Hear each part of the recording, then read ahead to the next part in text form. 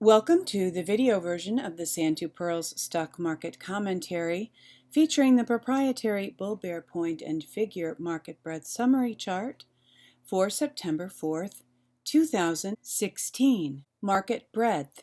With this past week's market advance, our bull bear point and figure ratio remained essentially unchanged at 1.72 from 1.71 last week, continuing in bullish territory. The total count of securities in bullish or bearish patterns increased 2% to 3,173. The count of bearish stocks increased 1%, while the count of stocks in bullish patterns increased 2%. The Pirls P&F Market Breadth Summary Chart shows us a market now 10 consecutive weeks in bullish territory. Paid subscribers have access to the OpenOffice Calc data from which the chart is generated. You may become a paid subscriber by visiting s2pmarketsignal.com, clicking on Membership, clicking Register, and following the prompts. To receive the weekly email version of the Pirls Stock Market Commentary free of charge, simply enter your email address in the space provided. The well-known market breadth indicator, the Nasdaq McClellan Summation Index, fell 30 points for the 10th decline in 29 weeks.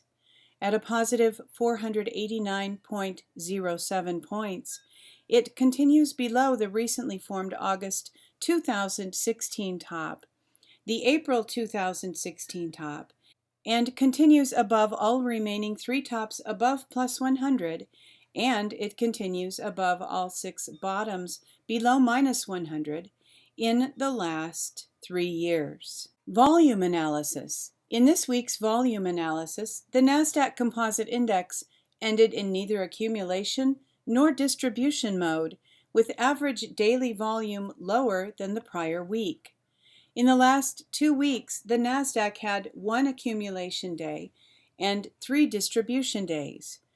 Accumulation days are counted when the index closes up on higher volume than the prior market day, while distribution days occur when the index closes down on volume higher than the prior market day. Last week, the Nasdaq ended in accumulation mode on lower average daily volume. Momentum. Now risen to a positive 110.1 from a positive 1.41 a week ago.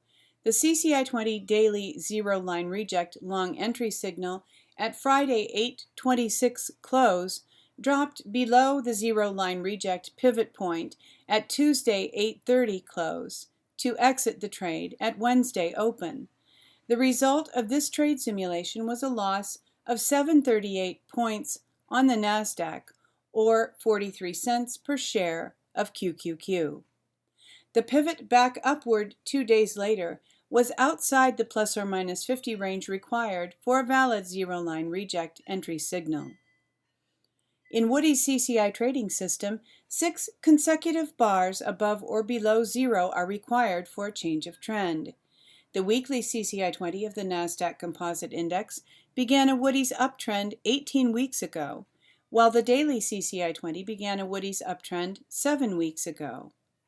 The CCI 20 weekly fell to a positive 110.80 from a positive 127.45 last week, after forming a zero line reject long entry signal for Monday 7/11 open. We will continue to follow the results of this trade simulation in next week's commentary.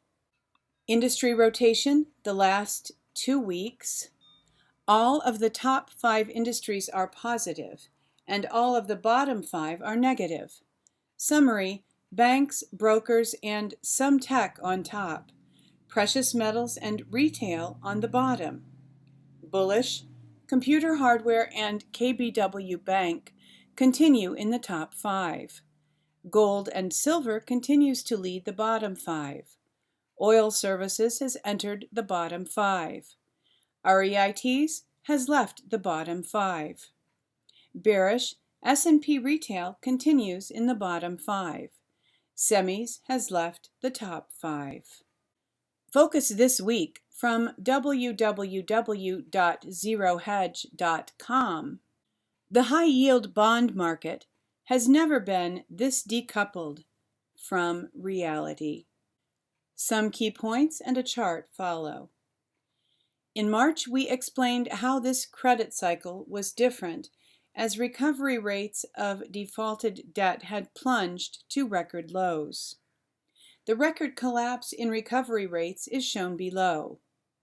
Since then, recovery rates have dropped even further, but high-yield bond prices have surged on the back of ECB, BOE buying, and the knock-on effects of $200 billion per month of experimentation by the world's central planners. Simply put, the revelation of a default event exposes the vast gap between real asset values upon liquidation or bankruptcy and the artificially supported prices seen in bond markets. In the 30-year life of the so-called junk bond market, the chasm between reality and central planner-created markets has never been wider.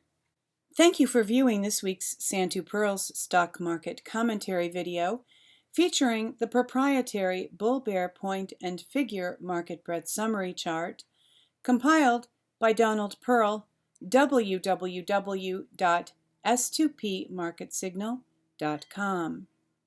Hoping that you are enjoying a safe, peaceful, and pleasant holiday weekend, that you are looking forward to a very enjoyable Labor Day, and then a prosperous and productive week following. And wishing you true success.